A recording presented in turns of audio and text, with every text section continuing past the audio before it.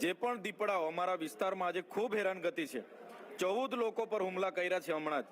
એનાથી પર વધારે લોકો નોંધાયેલા છે. એમાં 4 લોકો તો મૃત્યુ પામ્યા છે, 10 લોકો અતિ ગંભીર છે. ખરેખર દોસ્તો સૈતરભાઈ વસાવાની વાત એકદમ સાચી છે દોસ્તો.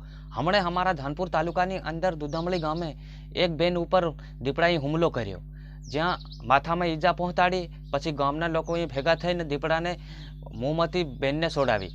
તો દોસ્તો આવા ને આવા દર વર્ષે આપણા આદિવાસી સમાજની અંદર દીપડાઓ હુમલા કરતા રહેશે. તો જ્યારે પણ દીપડો હુમલો કરીને ભાગી જાય છે ત્યારે જાણવા મળે છે કે તમારા જંગલની અંદર, તમારા વિસ્તારની અંદર દીપડાઓ બહારથી છોડવામાં આવ્યો છે. પહેલાં કોઈ જાણ નથી કરતું દોસ્તો.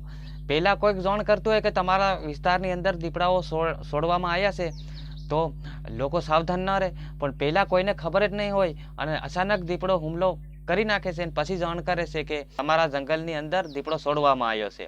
જે આ દીપડાઓ અમારા આદિવાસી સમાજની અંદર વિસ્તારોમાં છોડે છે, જંગલ વિસ્તારોમાં, તો એ સરકારને નહીં ખબર પડતી હોય કે આમાં પણ આદિવાસી સમાજ જંગલ વિસ્તારમાં આદિવાસી સમાજ રહેશે. એમને રાતે દિવસ એમના છોકરા રખડતા હોય, એમને પણ આ દીપડાઓ નુકસાન કરી શકે છે. દોસ્તો આવી કોઈ સરકારને પડી જ નથી.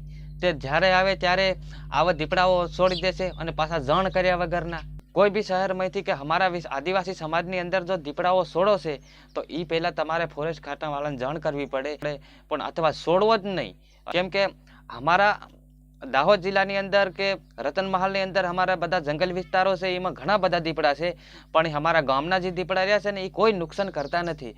જે આ બહારથી છોડવામાં આવે છે અથવા એ એકલા આવે છે, પણ એ જ દીપડાઓ, બહારના દીપડાઓ છે એ જ હુમલા કરી જાય છે. તો આમાં મારે એટલી જ કહેવાનું છે કે જલ્દી સે જલ્દી આની કાર્યવાહી કરવી કરો.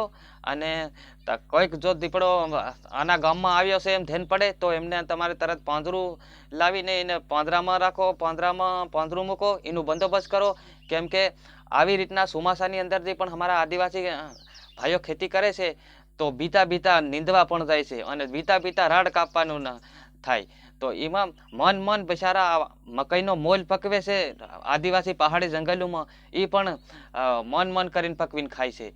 તો દોસ્તો આવી જ રીતના જો વરહ માતર એવું આવી રીતનું થાય છે દોસ્તો. તો દોસ્તો સૈતરભાઈ વસાવાની આ દીપડાઓને લઈને માંગ તમને કેવી લાગી દોસ્તો?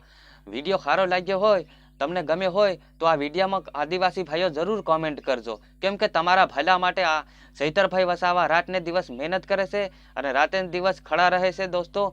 તો આ વિડીયોને એક લાઈક જરૂર કરી દીજો. જય માતાજી.